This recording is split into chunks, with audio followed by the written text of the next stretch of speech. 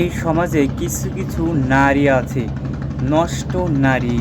এদের কারণে এই সমাজে কিন্তু আম, কিছু কিছু মা ও বোনেরা সম্মান পাচ্ছে না। কিছু কিছু নারী আছে বোরকা পরেও শয়তানি কাজ করতেছে। কিছু কিছু মানুষ বলে এখনকার মেয়েরা তো বোরকা পরেই শয়তানে কাজ করে। এদের কারণে কিন্তু কিছু যুব সমাজ নষ্ট। প্রশাসনের লোক কিন্তু দেখে না। ঢাকা শহরে অনেক জায়গায় রাস্তাঘাটে ওভার ব্রিজে কিন্তু যুবক ভাই ও বোনেরা ভালো মতো চলতে পারতেছে না। প্রশাসনের লোক এগুলো কিন্তু ভালো মতো দেখতেছে না। কিয়ামতের দিনে আল্লাহ রব্বুল আলমীর কাছে এই কারণে হিসাব দিতে লাগবে, এতে কোনো সন্দেহ নাই।